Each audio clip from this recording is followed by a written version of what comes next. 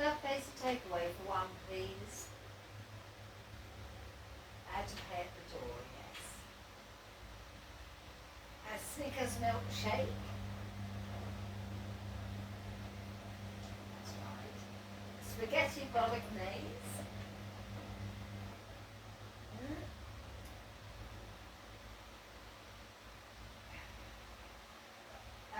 Spaghetti bolognese, yes. ME50AW. Sorry about that. I was actually placing the order and I didn't realise you wanted the postcode yet. It's at 33 Durham Gardens, ME50AW here in Chatham. So it's Snickers milkshake, spaghetti bolognese, chocolate pudding, this is for Janessa, 2 cans of 7-Up.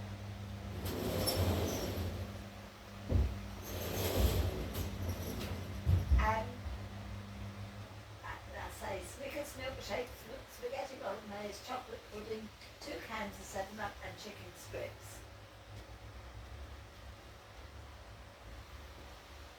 And it's for 1.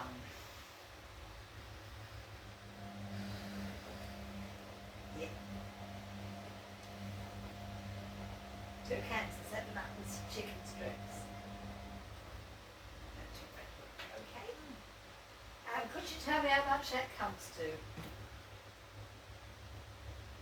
Okay. And I'll pay at the door by cash. Okay, that's very nice of you. Thank you very much. Bye.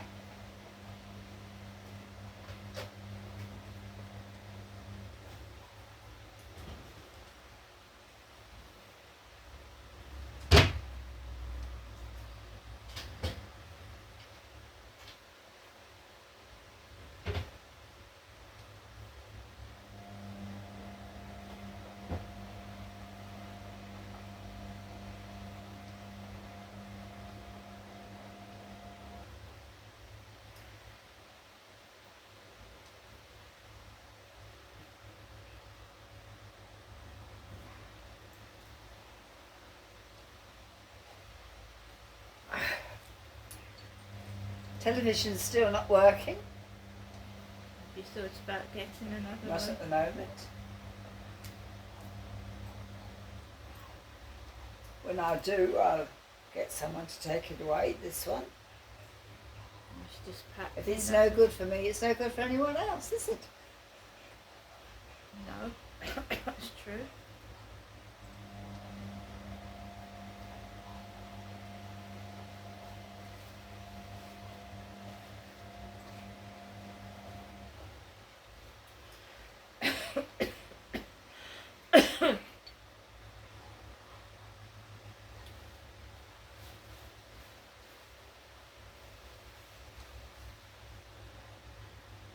Oh, by the way, that support worker still hasn't got in touch. Tried contacting them again. No, I'm not in. I mean, why should I keep on? I mean, a support worker is supposed to look after you. You're not supposed to support the support worker, are you? No, but I've rung enough, you know. No answer, no telephone call back, nothing.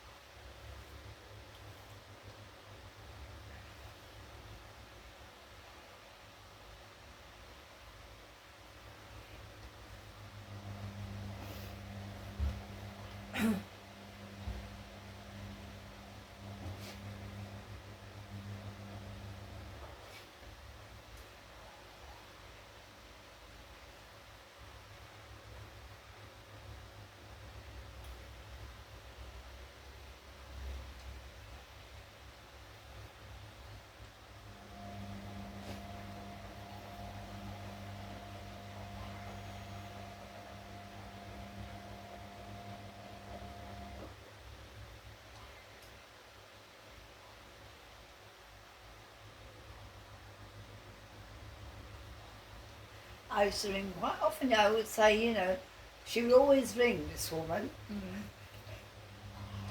and say, you'll have to ring me, and I'll make an appointment now. Whenever she visited, she never made an appointment when she was coming next. I would have to ring her, for her to make an appointment with me.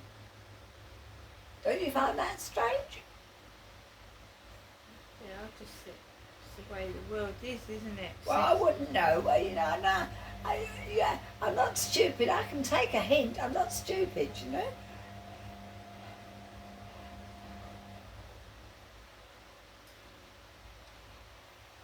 It's like that since COVID. A lot of people are still taking Zoom calls. Well, I wouldn't know what they were. I've never used those. I don't use a mobile, so I wouldn't, would I? It's talking to someone over the phone. That's, you know, by video. Well, I wouldn't know. I don't know. I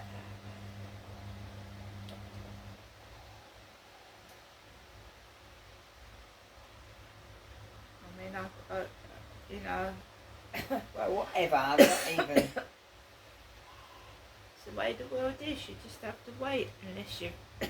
I'm not even going to bother asking for anyone else either.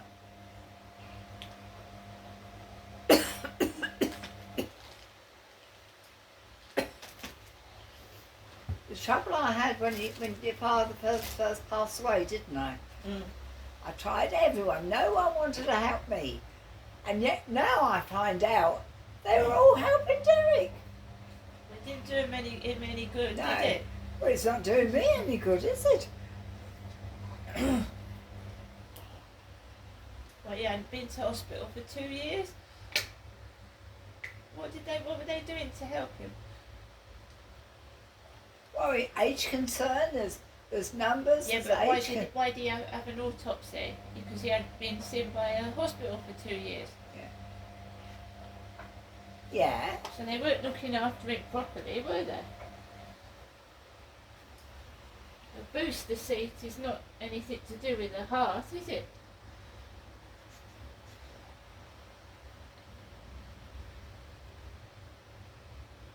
And why did your dad not want to be resuscitated? Because he had a heart attack and he didn't want, you know, all that again. It wasn't him that said DNO, it was the hospital. When that first heart attack, wasn't it? At the William Harvey Hospital. No, he didn't have a heart attack at the hospital. He had to be taken. No, I said what I meant was he was taken to the William Harvey Hospital. Yes. And He went to the Medway first. Yeah. And he had... And I went with him. Well, he was in an induced coma and they put a stent into him.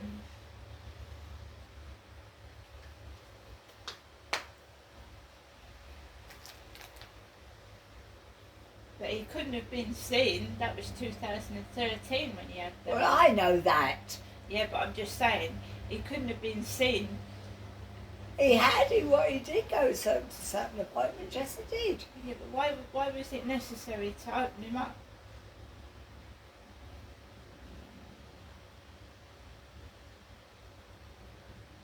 What was Well, their... you just told me. Yeah, their reason was that he hadn't attended hospital for 2 years. That's why they did an autopsy, wasn't it? So he couldn't have been getting... Well, that was your dad's choice, wasn't it? And it's my choice too.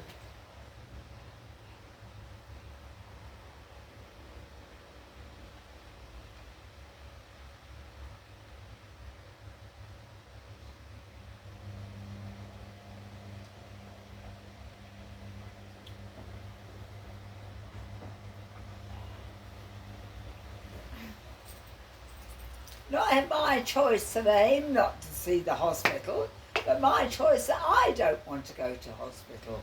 Me, Jennifer doesn't. No, that's it. That's your choice. Everybody's got their own But it choice. isn't said to say that I'm not going to ask a doctor's reasons for certain things if I'm not feeling well. If I want to ring for a doctor and have a phone consultation, then I will, yeah? Yeah. You don't give up helping someone because they don't want to go to hospital. That's it. You don't.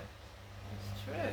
I mean, you don't just say that. I'm not saying perhaps the doctor occasionally to make sure you're still living there and the patient is still there, and you know. I mean, there could be several people saying they're me, Jennifer. It's not going to get them anyway. I can assure you. There's nobody saying. I say they're if you. they do, but that does happen to people. Yeah, but you think everyone's. No, trying to I be don't. you. Well, why would someone want to be you I know. for? And why would someone want to be you when you've said it? No, I'm not the one saying I think people. All right, pretending to leave be it. Me. I'm not allowed to say anything. You Me, are. Jennifer isn't. Oh no, you can say what you like. No one's stopping you speaking. I'm just saying. You're just saying, are you, Yeah. Janestra? Yeah. Why would people want to be you? So just a question. Someone might have their reason. It won't be mine, but there you are.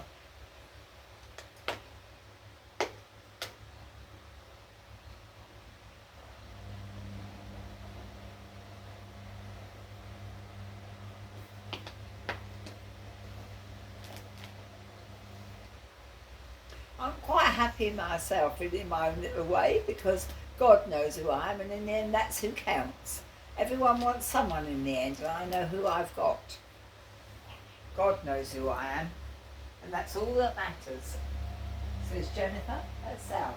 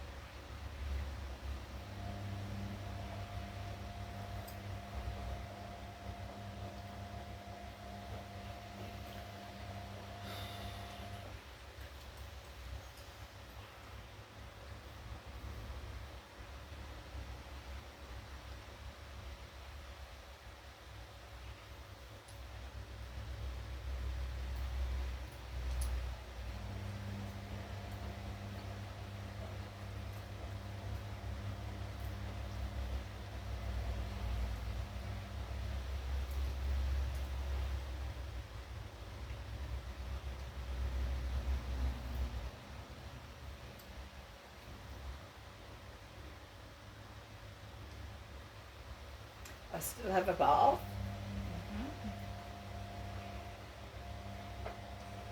And I still wash my own hair. Me, Jennifer does. I still give myself my own bath. I don't use a shower. I prefer to have a bath. So that's what me, and I don't tell anybody when I'm having one either. And why should I? And don't tell anyone when I'm washing my hair. And why should I? Says Jennifer herself.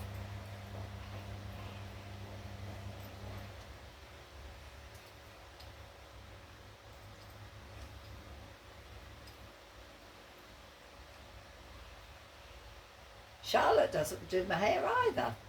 No.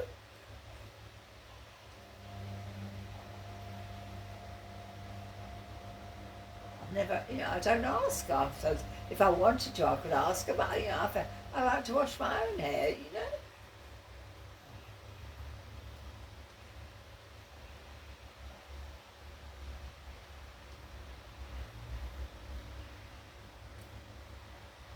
And Charlotte doesn't give me a bath either, and no one else does either.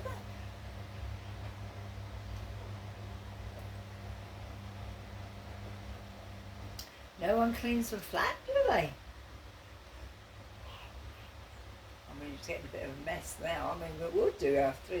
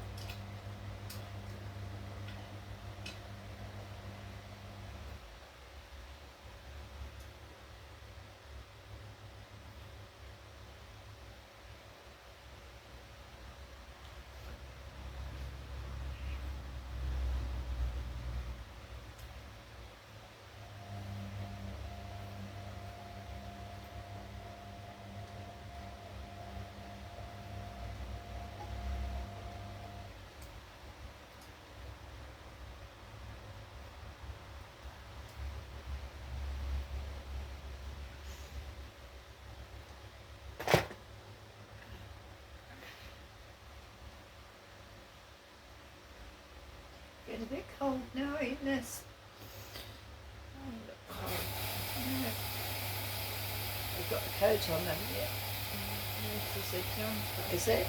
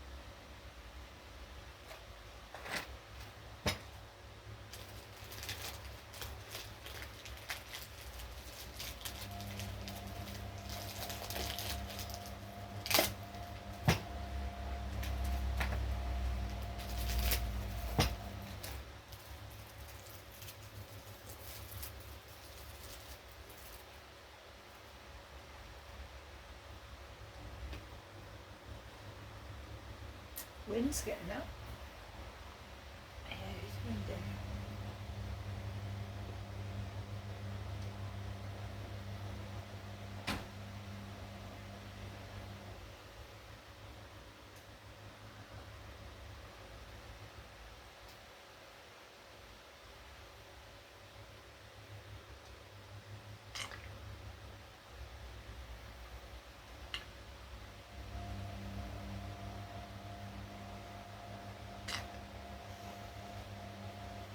Now that looks as if I've got 2 boxes of Frosties there.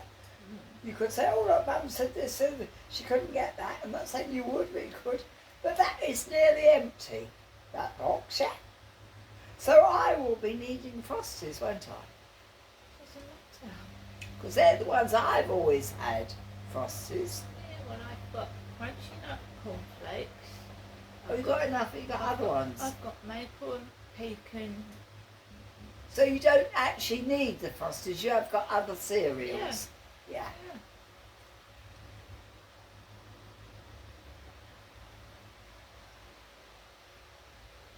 I've been out to the shop this morning. Have you? Yeah.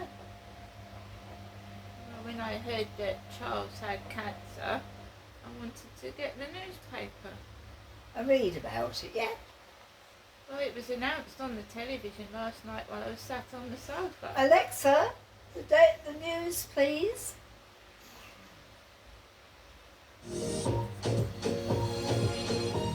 Well-wishers are gathering outside Buckingham Palace to leave messages of support for King Charles following his cancer diagnosis.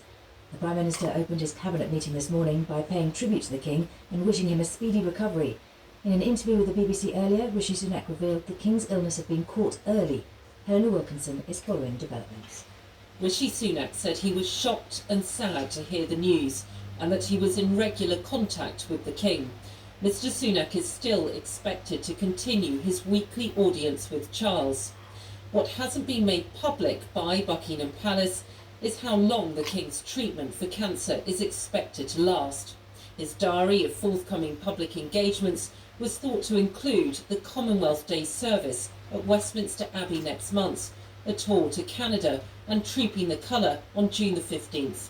At this stage, it's not clear if they will be affected.